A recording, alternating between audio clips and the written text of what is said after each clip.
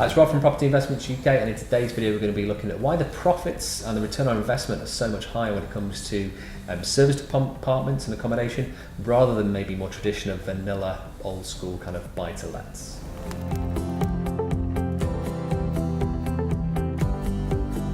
In kind of where we are today, we're looking at a obviously fantastic backdrop, Manchester city centre, very good kind of apartment base, and these are the type of properties obviously that you guys have sold for a number of years in terms of locations and apartments, straightforward buy-to-let type properties.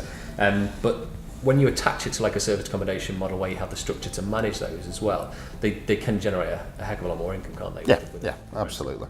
How the model works. So if we take this apartment for example, I would estimate on a normal AST, it's a one bedroom apartment, obviously, great views. I would estimate, I could be wrong or I could be right, I would have thought around about £900 to £1,000 a month. They're probably, like rough rules of thumb, about 5 to 6% rental yields, aren't they? In Manchester, let's say. In Manchester, after your costs, you're probably looking slightly under 5%. So let's say £1,000 a month for this, etc. And then you have your service charges, ground rent management, etc. So a month you might come out with £800, for example. Now the great thing about the service model is obviously you pay on nightly, weekly, monthly, yearly rates. So this will be marketed in the region of around about £140 a night. Now if it was a short-term stay, a weekend, you want to take advantage, you're probably looking at £400 for 2 nights. So rather than having one tenant in there for a 12-month tenancy, let's say, that pays £1,000, as you said, kind of a month, you're getting a lot more. A lot more than that, effectively, but just by doing it on a service model to a company, to a corporate, because you're providing other things rather than just the accommodation. You're providing it fully furnished, all bills included. Absolutely, all different kinds of services and stuff that go into it. And if you look at that, and like I say, we don't look like down the short-term route, but just to work it out, that means that in theory, you could potentially double your rental. I was going to say the figures that we've looked at in 8 days over a month if you use it for 4 weekends.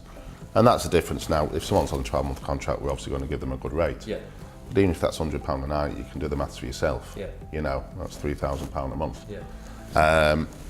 And these are, you look at, I think the nearest hotel to around here, off the top of my head, looking down one there, there's Holiday Inn or something like that. You've got kind of Company on, not too far. You've got kind of Marriott. You've got a couple of more traditional type hotels, which is a pretty basic hotels as well. And if you did your research, they're going to be £100 a night. And the argument is, and why companies prefer to use this, which would you rather have, £100 a night? Would you rather be in a one bed with a penthouse view, with your own facilities, and etc., or in a little studio with a double bed? And I think that the returns from it, certainly from an investor viewpoint, when they're considering it, it's the same property, it's the same investment to buy it. It's just a different type of tenant profile, and just running that different kind of model gives you arguably it's a better tenant profile.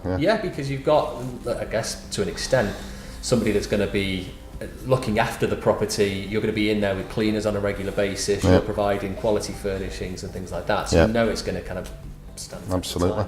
And the sort of client we're looking to attract as well. For the companies, we are dealing with contractors, high-level management, etc. People in good positions.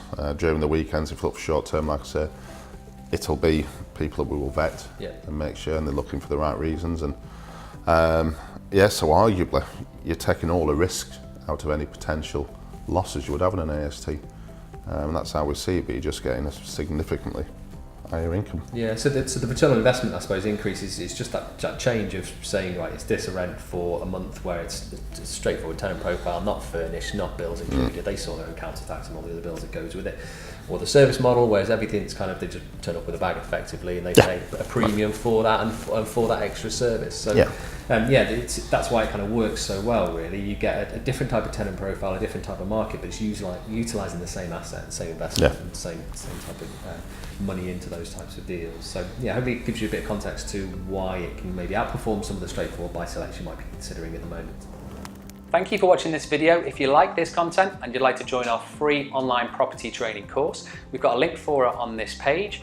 And in there we cover a range of different property strategies to help you get started, either building a long-term property portfolio or creating cash flowing property business. We also look at ways to increase your return on investment with any of the properties you're maybe considering. And we also have a couple of cheat sheets and downloadable documents in there as well. Simply click on the link to join the free training course today.